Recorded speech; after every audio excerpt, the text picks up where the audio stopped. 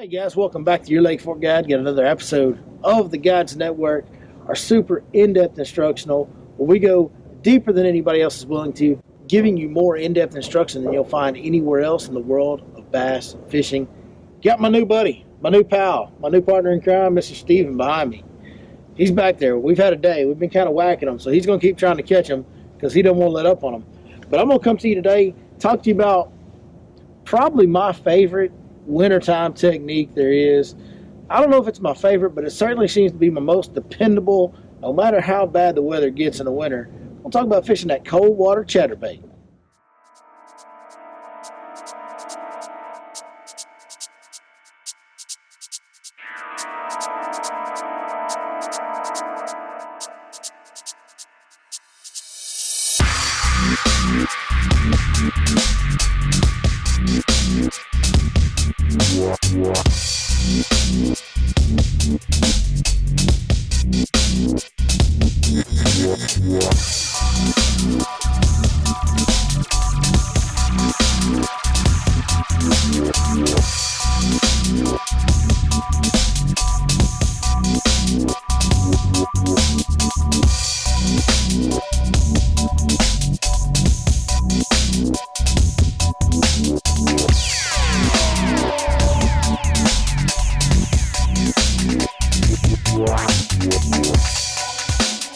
Well, guys, you know, chatterbait is just, it's so dang dependable.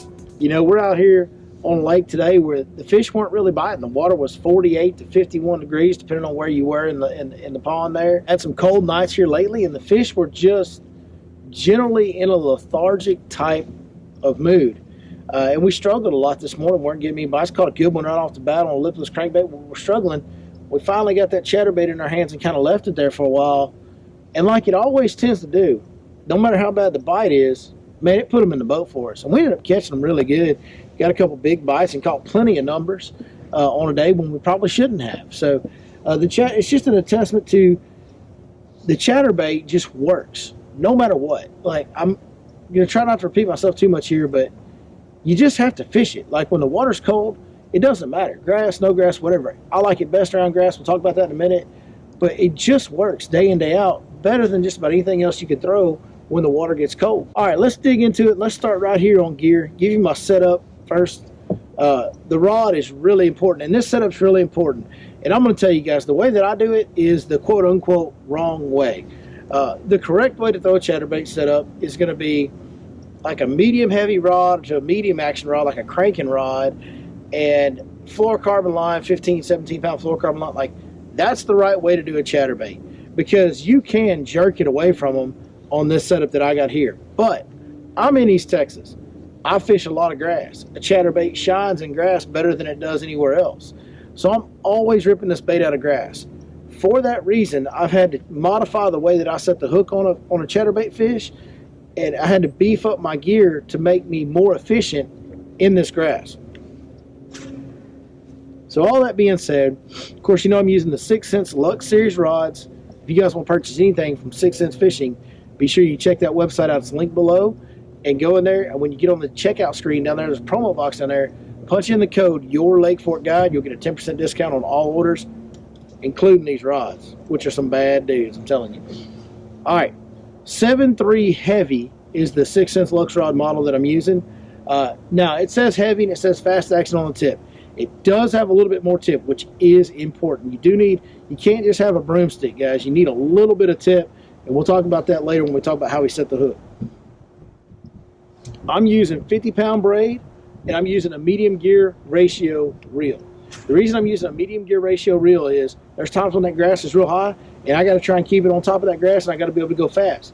But there's times when I'm fishing deep grass edges, and I got to be able to go real slow. And that middle of the road ratio allows me to go up and down as easily as possible as far as speed goes. The braid is real important to me for what I do. Ripping it out of grass, you're just going to be a lot more efficient.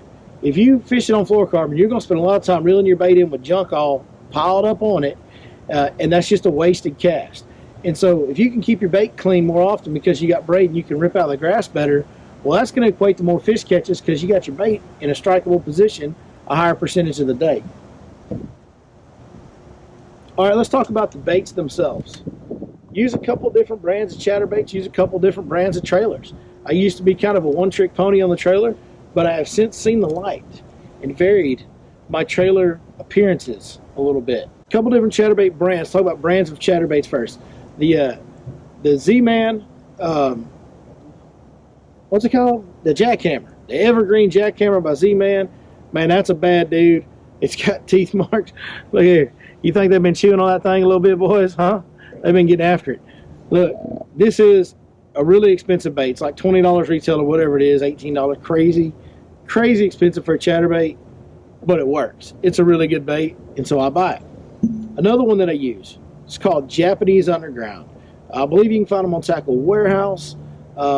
If you look hard enough around some of the retail stores around Lake Fork, you might find them. Japanese Underground, another good bait where you can see, now I haven't used this one very much, but you can see how the blade is chipping the paint off the head. That's a big deal. If your chatterbait's being used a lot and you're not chipping paint off your head, I don't like them as much as the ones that do, because that makes that sound, that chattering sound that makes chatterbaits so effective. Now, there is a time and place for a little more erratic action, and maybe you don't want all that noise.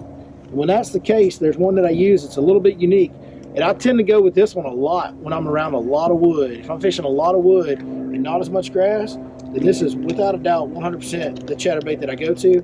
It's made by a guy local here on Lake Fork. His name is Joe Spates. His store is the Tackle Factory. It's right there on the Highway 17 right at the Little Mustang Bridge. Joe Spates makes one that actually has a weed guard built into it. Works really good. It's just a little different action. It's a little more erratic, a little more wandering action, not as tight of a vibration, but it is more weedless around wood because of that weed guard built into it. And I don't really know of too many other chatterbaits that have weed guards built into them, so that's kind of a unique option. You've kind of seen my colors. I go with either plain white or a little bit of white and chartreuse. This is a custom skirt that I tied on myself. Got chartreuse and blue on the back, solid white on the bottom. I do like solid white all the way around as well.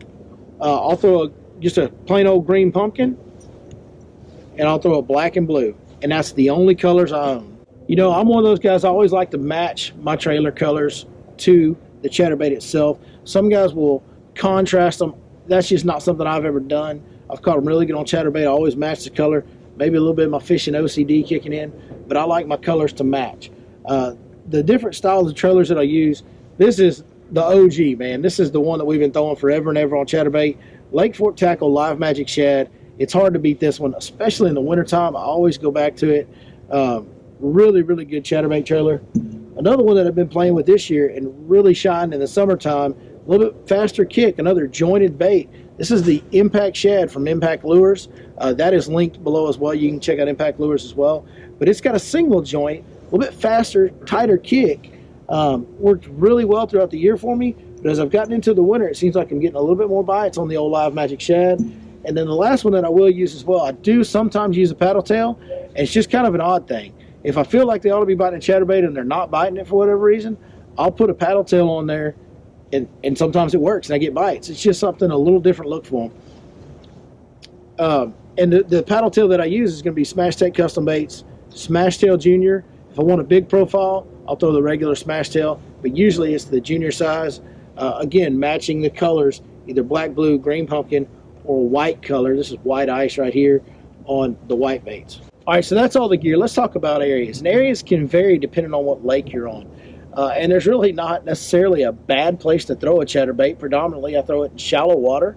I'm almost always using a 3/8 ounce. Today was a little bit unique circumstance, though. I do use a half ounce sometime. Today was one of those days where we used a half ounce chatterbait. We had some deeper grass edges that we were working these chatterbaits down the edge of this deeper grass out in 6-7 foot of water. In that situation, I wanted that bait to get down. I was slow rolling it, trying to get it down a little bit, so we were using the half ounce chatterbaits. But most of the time, I'm using 3/8. Now, today it was all about edges. Grass edges were the deal today. For me, the two places that I really key in on, especially in the wintertime, I'm always wanting to be around grass if I can. And when I'm around grass, I look for edges, and I look for channel bends or little ditches and drains that have bends to them, or where a drain meets a creek channel. Those areas, again, they're edges. They're just a little different type of edge. This was a straight grass edge down a bank, and that's where we were catching our fish, or a grass edge on a point that's where we were catching our fish in a little bit deeper water than normal for around here. On Lake Fork, there's a lot of 2 to 3 to 4 to 5 foot grass flats that'll have creek channel bends in them, and I love fishing those creek channel bends on the edges, on the grass edges on those as well. So basically what I'm telling you is look for an elevation change that creates a grass edge and put your head down and fish hard till you locate where they're holding. That's the best way to do it. I mean, because they can change from day to day depending on high skies, cloudy skies, wind, no wind, water temperature change, cold trend, warm trend. All that can change where the fish are holding, but they'll bite a chatterbait usually every single day, so you have to kind of explore those edges and find out exactly where they're holding. All right, now let's get up here and show you how we're retrieving these baits to catch these old cold water chatterbait fish. All right, guys, got a little bit of a grass edge right out here in front of us that we've been fishing today. So I'm going to show you guys how I'm working this chatterbait through that grass to get these bites. You know, I like to make a long cast, especially in the wintertime. Lethargic fish, the longer I make a cast, the more fish I present it to, the more chances I have of getting one to bite it. Because they don't want to bite, you're kind of teasing them into biting with this old chatterbait. We'll make a cast down this edge right here. One of the big deals that I really believe in is pointing your rod straight out to slightly up. Like a 3 o'clock to 2 o'clock position is where you want that rod. And then I'm just going to control the elevation of the bait with my reel handle, not with my rod tip. I'm not going to lift up or point down. I'm going to just, there's some grass right there. But I'm going to keep slowing down until I feel some grass. I'm feeling grass right now. And when I start feeling grass, I'm going to give it a rip. It's going to come right, it came right out. And it was buried in it, it came out. Do it again, it comes right on out. And guys, that's really all you got to do. You know, if you start getting bogged down in that grass, speed that reel handle up a little bit, get it up higher. Right, now I won't hit any grass. Now I'll start slowing down until I contact grass again, give it a rip, speed it up just a hair. So I'm always playing with the elevation of that bait with my reel handle to control how deep my bait is. But I want to use my reel handle. It's real important to have that rod in the correct position, because when you do hit grass, if you've got your rod down here and you just can't rip out of that grass as effective. If you've got your rod way up here, you have no leverage. You can't rip the bait out of this grass as effectively. And that's a real important part of this deal. All right, now one other thing that's super, super, super important is going to be your hook set on these fish when you're fishing the chatterbait. So I got my bait out there. I'm easing along. I'm feeling my grass, ripping it out of the grass, easing it along, going slow rolling. When you feel this fish bite, do not swing. Do not swing. With this setup right here especially, it's going to help you get in and out of that grass. You're going to be more efficient. But when you got that heavy action rod, that braided line, there's no stretch. If you're going to set the hook, you're going to blow that bait out of their mouth a lot of times. You're going to lose a lot of fish. So what you want to do, when you feel that bite, just let him load up. Just keep reeling. You feel a tick, just keep reeling. Okay, I start to feel weight. I'm going to turn, and I'm going to burn my reel handle. That's the big deal. The turn is part of it, but burning the reel handle is the big deal, because that's actually how you are setting the hook. That's how you're driving it home. Is you're pulling all that fish's weight against it, kind of slowly easing that hook in, but you really want to grind that reel to get that hook in. You know, chatterbait, especially that old Z-Man jackhammer, it's got a big old hook in it. So once you got that hook in them, you can horse them to the boat, flip them in, as you'll see like I did today.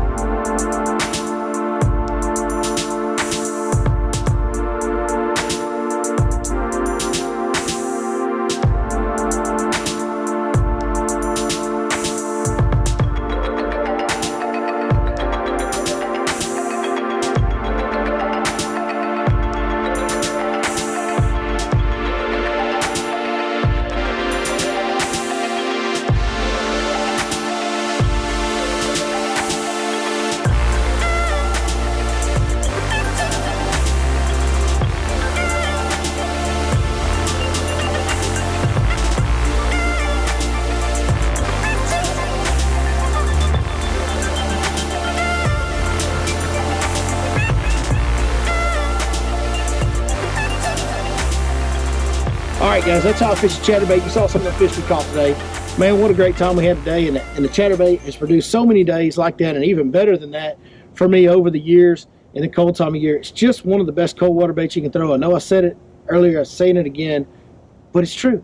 So we can say it as much as we want to, I guess. Hey, thank you guys for watching. Be sure and check out those links below. Smash Tech Custom Baits for the Smash Tail Junior, Impact Lures for the Impact Shad, and go over there to 6 Cents Fishing. Get you some of those rods. Maybe you want some hard baits. It's that lipless crankbait time of year. It's that jerk bait time of year. And whenever you order any of those, be sure to punch in that code, your Lake Fork Guide, and get a 10% discount on all orders.